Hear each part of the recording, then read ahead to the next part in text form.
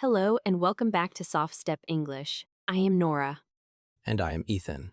I almost came in late today because I thought, oh, I just need 1 second to find my other sock. Yes, and that is exactly how it starts. 1 second becomes 3 minutes and 3 minutes becomes stress. So let us start with a quick question for you. Are you the kind of person who says, I am leaving now, while you are still at home? Or maybe you often feel one step behind in the morning. You are moving, but somehow the day is moving faster. If that sounds like you, this episode is for you. Today we are talking about 3 tiny daily English habits for people who are always late. Not a huge life makeover, not a magic planner, not a strict new personality. Just 3 very small habits that can help you be more punctual, which means being on time more often, and at the same time help your English feel more natural. We will talk about why always late people often misread the day. Then we will go through the 3 habits, and later we will do a slow word tour together. This episode is around B1 to B2 level, so some parts may sound a little richer, but we will keep the English clear and practical. And if you do not catch every word, that is okay. Stay with the main idea, and you can always come back later and listen again. And if you enjoy learning English through everyday situations, you can follow Soft Step English and stay with us. And if you want, tell us in the comments what usually makes you late most often. Your phone, your clothes, traffic, or one last tiny task before you leave? I already know my answer, and it is embarrassingly small. Earphones. It is always earphones. That is honest, and honesty is important today, because there is a strong point here. Yes, many people are late so often that they start to think it is part of their identity. Identity means the picture you have of who you are. So instead of saying, I have a bad habit, they start saying, I am just a late person. And that feels heavy. It feels fixed. Exactly. But that is the real problem. When you believe lateness is simply who you are, you stop looking for small, practical ways to change. In other words, you stop testing solutions because you think the answer is already decided. Right? And this is not a dramatic view of lateness. Chronic lateness, and chronic means something that happens again and again over time, is often less dramatic than it looks. I like that part, because sometimes being late looks like a giant personal flaw, but really it is a pile of tiny mistakes. Yes, you think getting dressed will take 5 minutes, but it takes 12. You answer one quick message, and somehow 7 minutes disappear. You think the station is 10 minutes away, but you forget shoes, the elevator, the street, the ticket, the real-world parts. None of those small moments look serious alone. But together they create the familiar result. Another late morning, another stressed arrival, another apology. So the best solution is usually not a big lecture about discipline. And not a beautiful planner that you forget after 3 days. Painfully true. The better solution is smaller and more repeatable. And because this is Soft Step English, we love the extra idea here. If you are learning English too, one change can do 2 jobs. You can build punctuality and more natural English through the same short routines. That is such a good trade. Better mornings and better English. The key idea is simple. Do not wait until your whole life becomes organized. Because that day may never arrive. Exactly. Instead, attach 3 micro-English habits to 3 moments that already happen every day. Morning, the moment before leaving, and the quiet moment at night. Those are the 3 moments where lateness is often created, and also where change becomes easiest. And micro means very small. Small enough to survive even on busy days. Before we go into the habits, let us look at why always late people usually misread the day. That part felt very real to me because it is not only about caring or not caring. Yes, many people who are often late do care. They feel guilty. They feel embarrassed. They do not enjoy rushing. So if motivation is there, what is missing? Very often, prediction. They predict the day in an unrealistic way. Unrealistic means not close to real life. They underestimate small tasks. Underestimate means they think something needs less time or less effort than it really needs.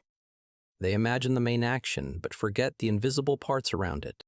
Invisible parts is a useful phrase here. The parts are not truly invisible, of course. They're just easy to ignore. Like thinking about the bus, but not thinking about finding your card. Or thinking about leaving home, but not the moment you suddenly remember a missing document. That is me with chargers and notebooks, always at the last second. There is a great line here. Many people plan for the ideal version of the morning, not the real one. Oof, the ideal version. The fantasy morning. Yes, the smooth movie version where nothing goes wrong. But real mornings are noisy, messy, and a little rude. Another problem is that people confuse intention with action. I know this one. I think I know what I will wear, so I feel almost dressed. Exactly. But knowing is not doing. I packed most of my bag, so I think I can leave in a minute. And then the last minute becomes 10. That gap matters. Mental readiness is not the same as physical readiness, There is also emotional timing, and this is important. meaning your feelings change your sense of time. Right. If you feel calm, you may move too slowly. If you feel anxious, you may rush but forget important things. If you feel bored, you open your phone and disappear for 8 minutes. And if you feel ambitious, you try to do one more task before leaving. The dangerous sentence is, I still have time for one more thing? Yes. So the day becomes a series of mood-based decisions instead of a system. That word system matters. A system is a method, a repeatable way to do something. And that is why telling someone to just be more responsible is usually not enough. Responsibility matters, but it does not create a method. Exactly. A method is built from small repeated actions. So let us go to habit number 1, because this is where the method starts. The first habit is to build a morning time map in English. I really like this one because it is tiny, less than 1 minute. And the goal is not difficult grammar. The goal is honesty. Honest English. I like that. A simple morning time map has 3 parts: the current time, the leaving time, and the real amount of free time. So you can say, it is 7,015. I need to leave at 7,050. I have 35 minutes. Exactly. And if you have an important event, you can add another line, like, the bus comes at 8 Tummern, or the meeting starts at 8:30. This forces the brain to move from feeling to fact. That is the heart of it. Many always late people live in vague time. Vague means not clear, not exact. Yes, they think I need to go out soon. But soon is not a real unit. Soon is a dangerous word. Very dangerous in the morning. Also, still time. I always say, there is still time. And that can be a trap too. Still, time can fool you if you do not define it. So the time app replaces soft language with exact language. And exact language creates exact behavior. There is also a strong English learning reason for this habit. Yes, time expressions are everyday English, but many learners do not practice them enough in real situations.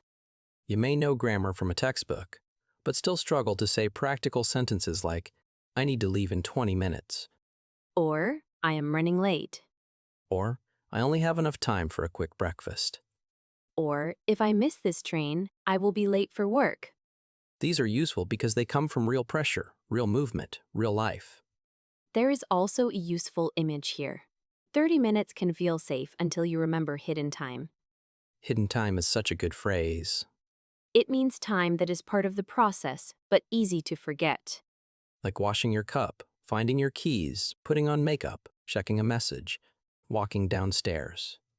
When you say the time map in English, 30 minutes stops feeling like a soft cloud. It becomes a container with limits. Beautifully said, a container with limits. And over 1 week, you start noticing patterns. Breakfast does not take 10 minutes. It takes 18. Looking for clothes always creates stress. Leaving after 8.7 or 5 means missing the less crowded train. Awareness comes before change, and this habit builds awareness. So if you want a first simple action, tomorrow morning just say 3 honest lines in English. Exactly. Not impressive lines, honest lines. That is habit 1. Habit 2 happens near the door, and this may be the most dangerous part of the day.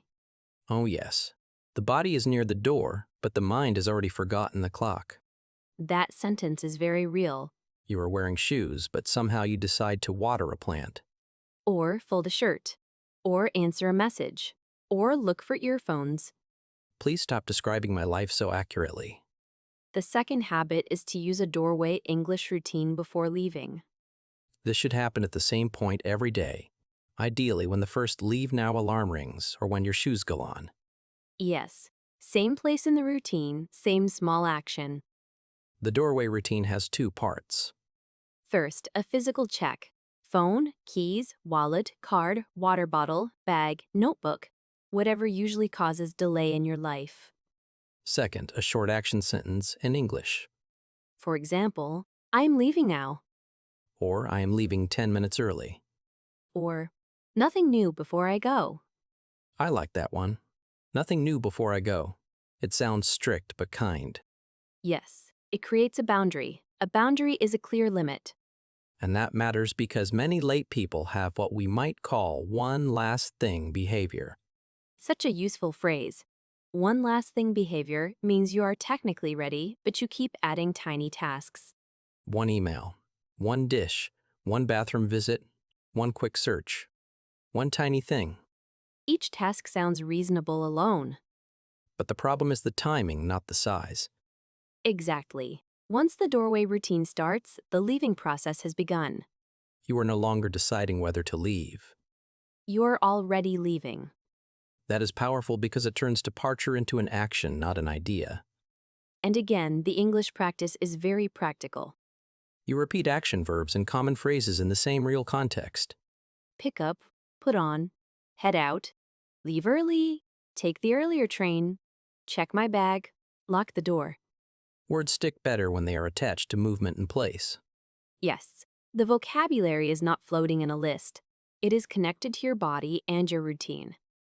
There is a good example here of an office worker who is late 3 times a week. He does not oversleep. His real problem is the last 8 minutes. That is such an important point. Sometimes the problem is not the whole morning. It is one small zone.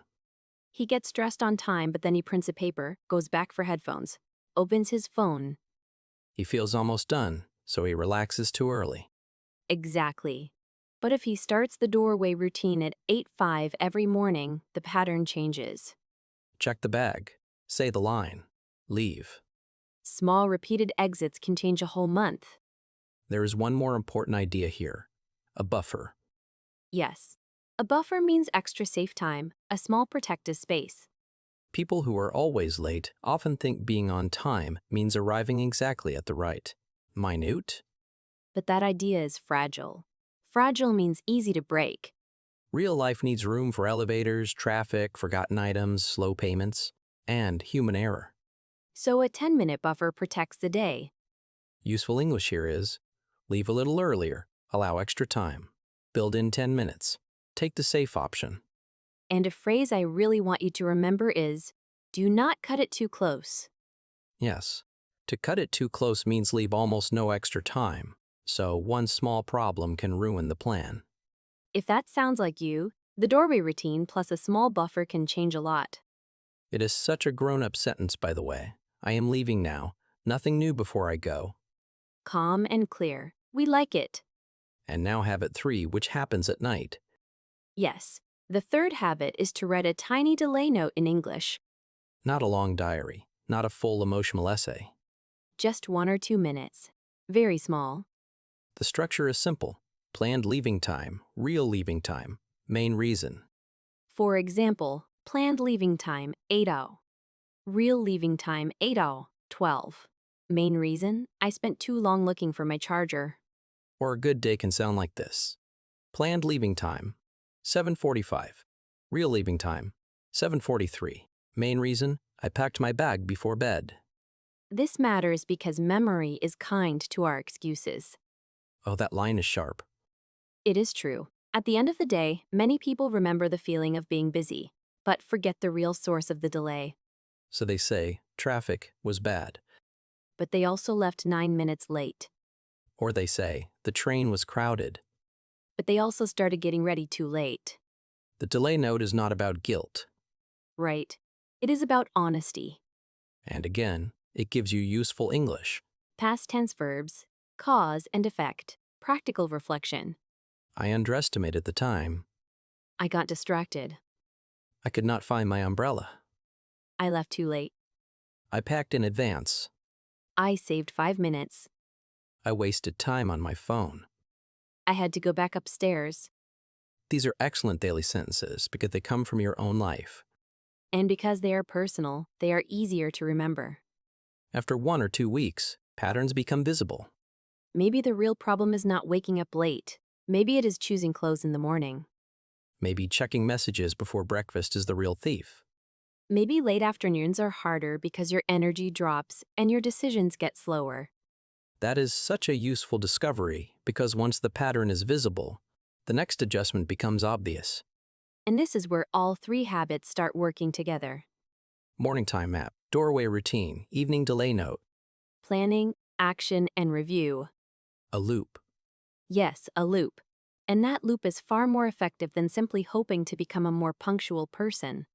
Hope is nice. Systems are better. Then comes an important warning. These habits must stay tiny. This is where many people fail because they get excited and suddenly create a giant plan. Exactly. They decide to record a 3-minute speech every morning, memorize 20 new time words, and write a full page every evening. For 2 days, they feel like productivity heroes. And by day 4, the whole plan disappears. Micro habits work because they respect real life. A person who is often late already has stress and friction around time. Friction here means resistance, difficulty, that annoying feeling that makes action harder. So if the new routine is heavy, the brain rejects it. But if the time map takes 40 seconds, the doorway routine takes 20 seconds, and the delay note takes 1 minute, the system can survive.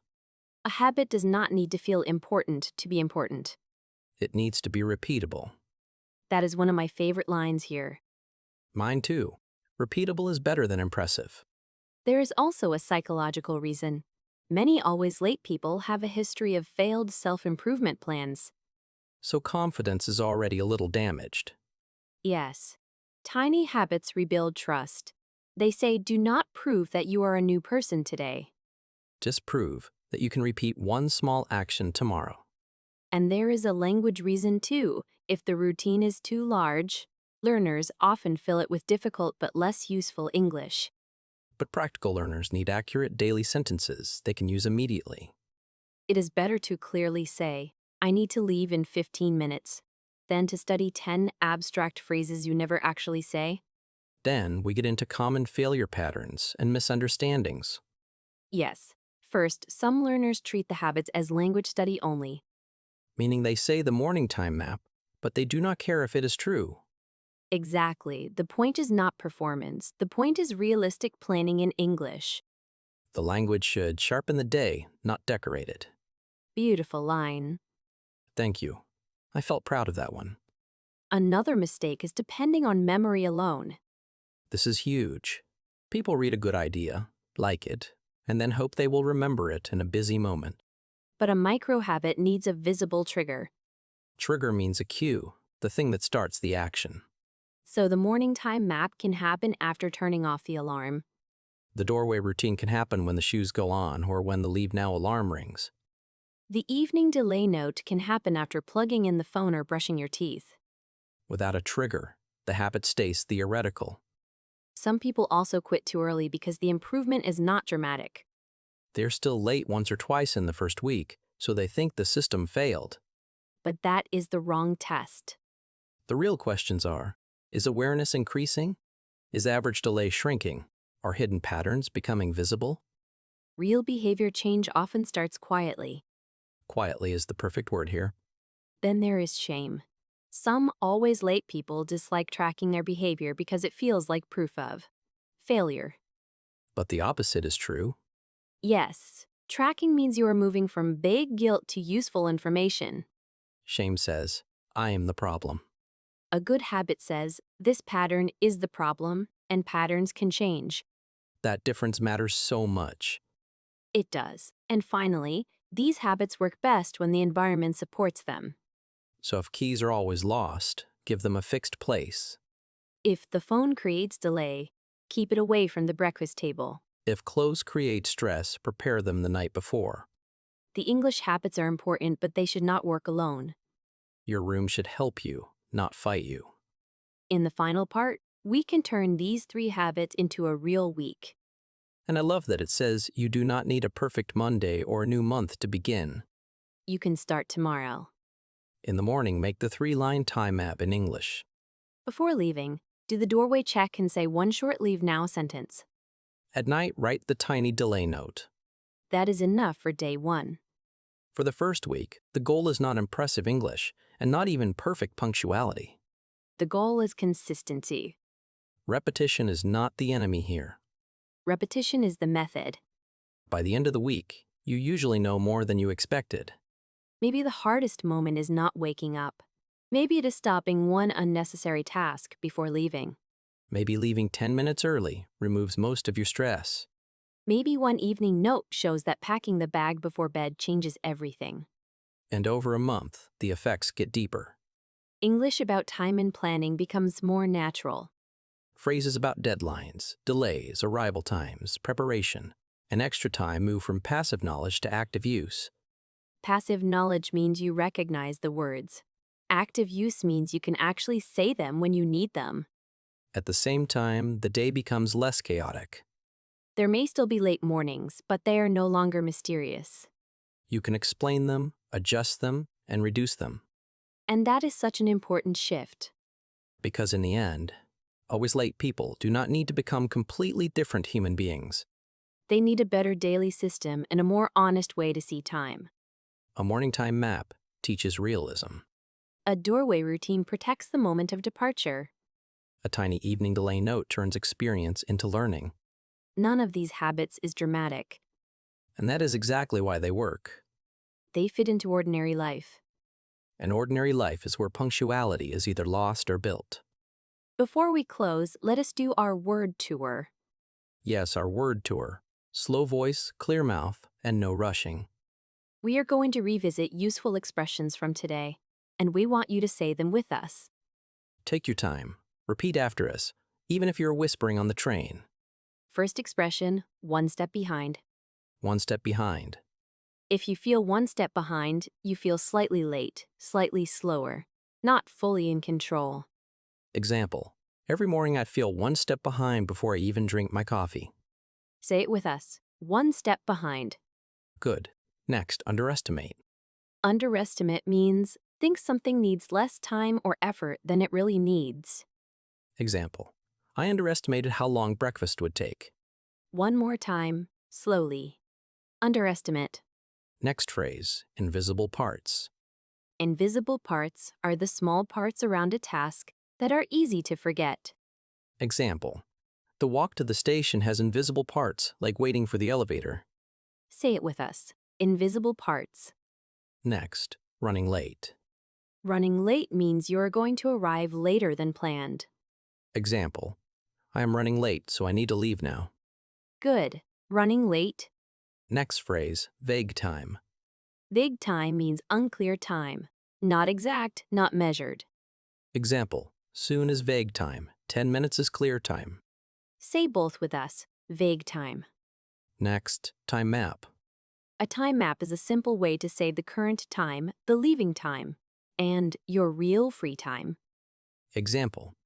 My time map says I have 20 minutes, not an hour. Repeat after us. Time map. Next, one last thing behavior.